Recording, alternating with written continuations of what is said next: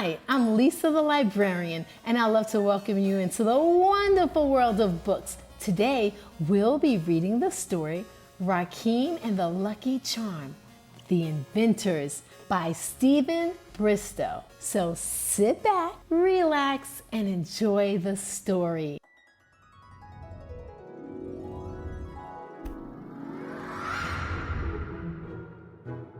Lisa the librarian!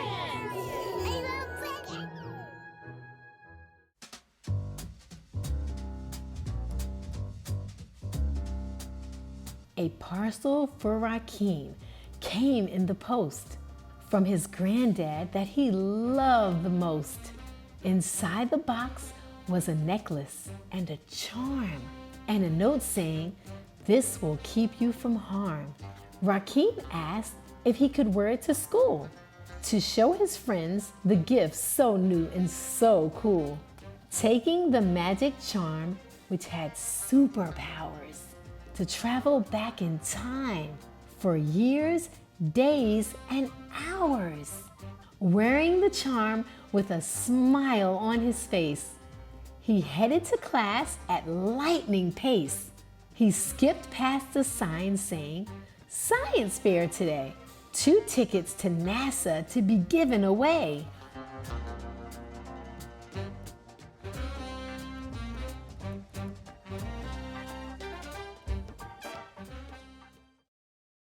Rakeem's best friend Eugine, who was really clever, was already in class working as hard as ever. Rakeem told him about the fair's main prize. A sudden sparkle came into both their eyes.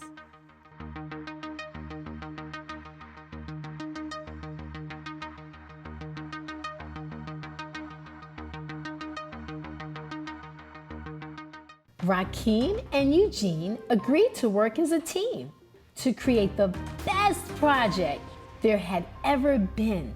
Firstly, they needed to think of a plan. With school now finished, to Rakeem's home they ran. Whilst working together on their ideas, the pair soon realized their very worst fears. Most of their ideas had already been invented. This was much harder than both had expected.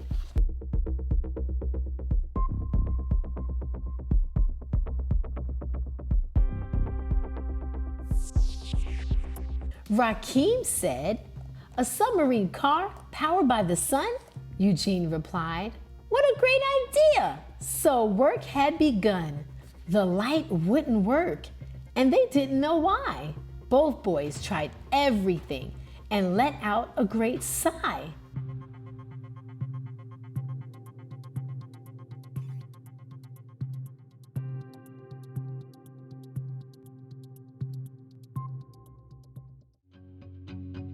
Rakeem began to wonder if the magic charm could help. Before he could even say a word, the floor started to melt. The boys were lifted off the ground and thrown into the air.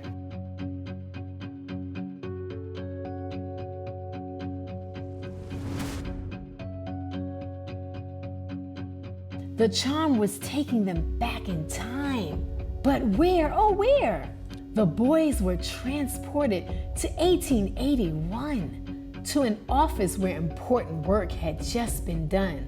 A man came to greet them and said, "Who are you?"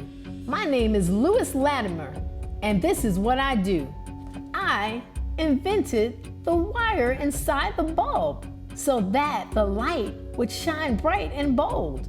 Believe it or not, before I used wire, someone tried paper that kept catching fire. I helped in creating the first telephone and published a book that I wrote on my own."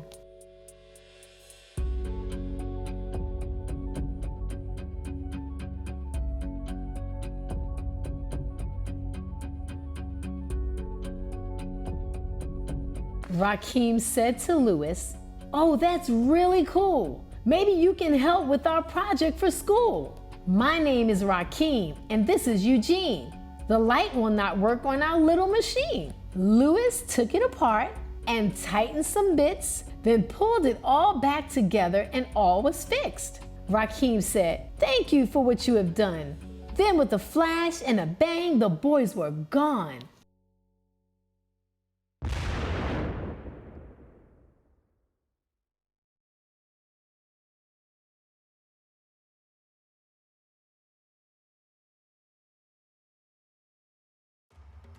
The boys had now traveled to a different place. There stood a man with a mask near his face.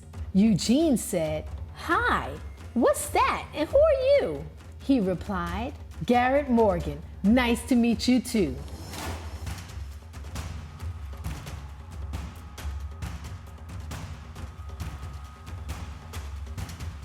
This was made for an important task. It saved the miners. I called it a gas mask.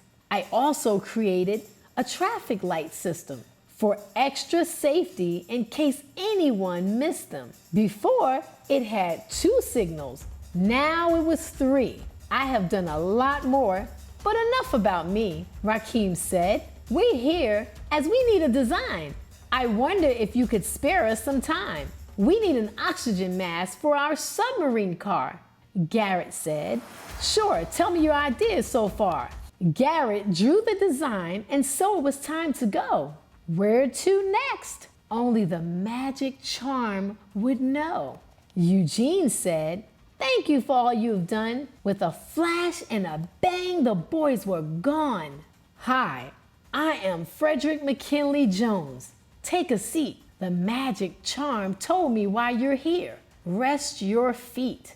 Rakeem and Eugene looked truly surprised. Their mouths opened wide as well as their eyes.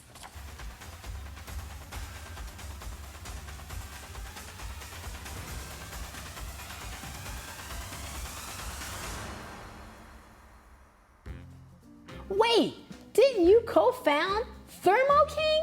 yelled Eugene. Frederick replied, "Yes, I also improved the cooling machine. I fixed a transmitter. It was broken for a while. And this is why you're here," he said with a smile. A broken controller is what Eugene had. He gave it to Frederick to work on the pad.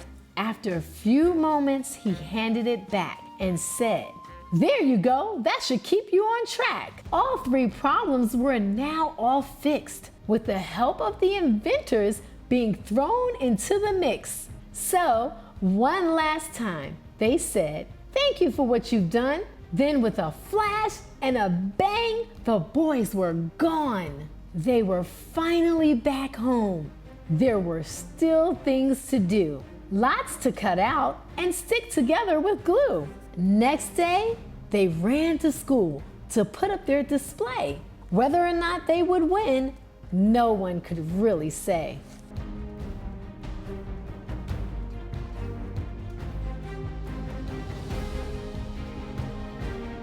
The judges arrived to decide who won prizes. They looked through the projects of all shapes and sizes, from models to drawings and a remote control car. The judges looked up and said, "How amazing you all are." The judge asked Rakeem, "How did you make this so fast?" Rakeem replied, "With some help from the past." Eugene demonstrated what the car could do. The judges then talked for a moment or two.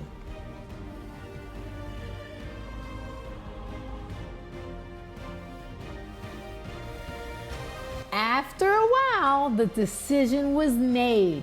The 2 boys had won first place and got the top grade. They collected their tickets and jumped in the air. Everyone cheered for the winners of the science fair. The magic charm had worked a dream. Where else could this take me? Wondered Rakeem. The magic charm worked a dream.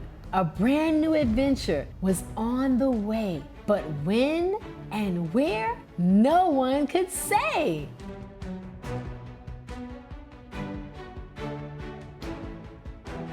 What a fantastic story. I hope you enjoyed it. I know I did. I'd like to give a very special thanks to the author, Stephen Bristow. Have your parent or guardian to click the link in the description below so that you can have your very own copy of Rakeem and the Magic Charm. If you enjoyed this video, also have them to like and subscribe for more. See you next time.